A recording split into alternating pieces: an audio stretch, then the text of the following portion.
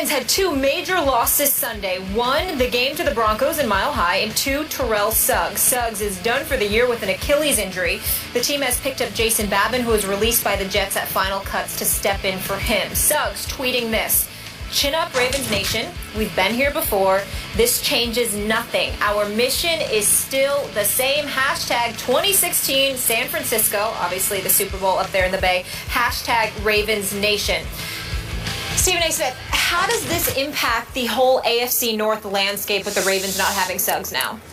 Me, I think it gives the Pittsburgh Steelers a leg up. I mean, obviously we can't ignore the Cincinnati Bengals because they've been to the playoffs the last 4 years. But I'm just so down on them as a postseason team. I guess I don't pick them because I'm actually rooting that they don't waste our time by going to the playoffs, so we don't have to watch them lose again and for Marvin Lewis to go 12 years without having won a playoff game, a single playoff game as a head coach. So rather than subject ourselves to that level of ineptitude, I would just sit there and focus on Pittsburgh and Baltimore. And what I would say to you is this: Pittsburgh offense is high-powered.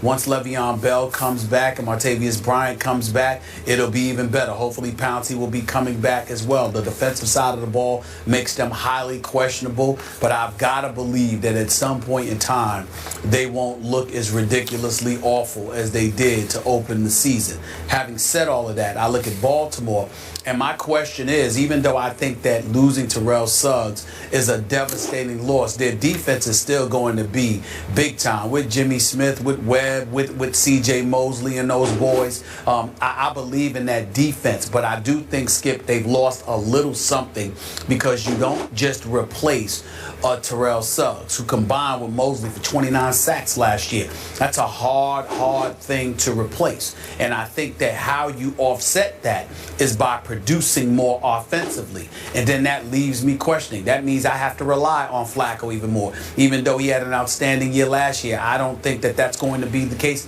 this year. Steve Smith is entering his final season. We believe in Steve Smith. We both love him. We think he's a stud. But Torrey Smith is gone. And when I look at what they have in Perriman, we just don't know what he's going to be able to deliver. So all of those things being considered, even though I like Forsett a lot and what he's capable of doing, everybody knows him now. He's not going to surprise anybody. I just think the loss of Suggs, from a motivational perspective as well as from a production perspective, you don't just lose him and things remain the same. Even if it's just a little bit, you've lost something. And them with the Steelers was nip and tuck. And when you combine that with the fact that the offense would need to make up for the loss of Suggs, I don't see this offense being able to do it. I'm not saying they're not going to make the playoffs. I'm not saying they're going to fall apart. But I no longer perceive them as my division winners in the AFC North because I think losing Suggs is going to cost you something. I refuse to believe a player of that magnitude being gone means nothing. I hear what you're saying, and yet I still like the Ravens to win this division. I still have Pittsburgh winning a wild card. But listen, I like the heck out of Terrell Suggs, I should say. Yep.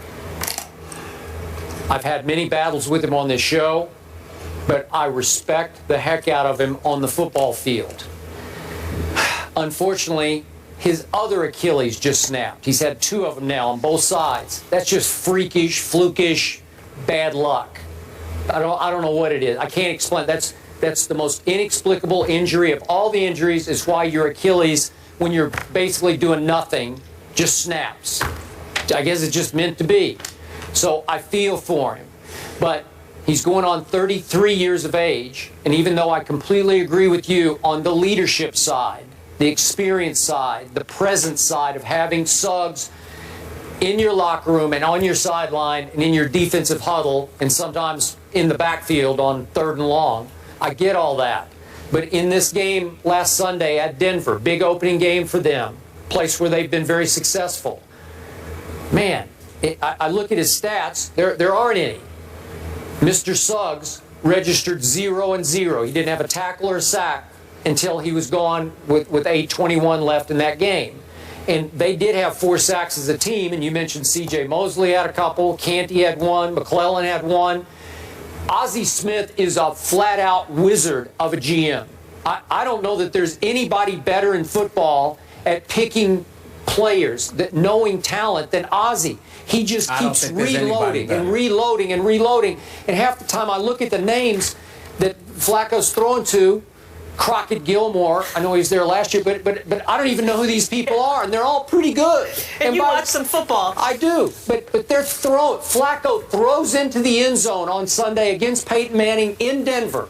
He throws into the end zone at the end of the game to win the game and hits Crockett Gilmore right there. And it took two Broncos coming across making sensational plays. Some of the best double play that I've seen in a long time where you just took the ball out of his hands and intercepted it and saved the game. You're going to win it or lose it, and they barely lost it. But Flacco did, and I'm no Flacco fan, as you know. He's Joe Fluco half the time to me. But that wasn't Fluco. That was just flat-out Flacco. Nice throw, Joe. Could have won the game. Maybe should have won the game. Denver was just a little bit better. So my point is, Suggs' tweet is right. What Molly read, the mission is still the same. I don't think they're going away. Well, the mission is still the same, but let's analyze why. Because of the genius that Ozzie Newsome is when it comes to finding talent. I mean, this kid Jernigan, Brandon Williams, and these boys, you lose Haloti Nada, and it doesn't seem like you've lost anything. We get all of that. We know Ozzie Newsome is the best. We understand that. There's no denying that. And you know I'm a huge fan of John Harbaugh. I love John Harbaugh. Yep. So when you have an organization like that, the structure is going to remain intact. The foundation is going to remain intact. They're not going to fall off the wagon. But again, we're talking about the magnitude of Suggs. And we're talking about an offense and whether or not they can give it to you.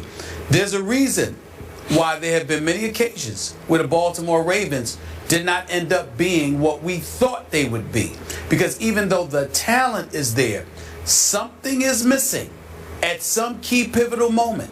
And as a result, it ends up negating their ability to propel themselves. Okay. And I think this is one of those instances where it'll happen. They'll make the playoffs because they're too stout not to. But I just think that they lose a little something with Suggs. And that may be all that the Steelers need to leapfrog over them. Okay, last quick point about those Steelers. I remind you that last Thursday night, opening night, at Foxborough, Tom Brady was protected by 3 rookies in his offensive line. I agree. And this kid running the ball behind Tom Brady, the kid that Rex can't remember his name, that kid had been out of football for 2 years, and they got away with him running and catching the football and torched the Pittsburgh defense. I'm just not sure it's good enough to stand up to win this division. Well, I agree with you. The Steelers' defense is definitely suspect. Shazier and Jarvis Jones definitely need to step up. Timmons needs to get in their head and get them to produce something. Yep. And my God, can I please get some kind of pass rush? Pretty please, with Sugar on top. Can somebody on the Pittsburgh Steelers record some sacks? I mean, good Lord. So, Stephen A., you have the Steelers winning the division. Skip, you have the Ravens and the Steelers getting in with a wild card? Yep. All right, here's the AFC North matchups this weekend. 49ers at Steelers, that's a good one. Chargers, Bengals, Titans, Browns, Ravens at Raiders. Beast Mom, I didn't write this. You're all wrong for that. Marsha, that was funny, though. Marshawn's mom takes to Facebook and blasts the Seahawks play calling. Mark Schlereth is in the house. He joins the desk to offer his thoughts as well. Don't miss it after the break.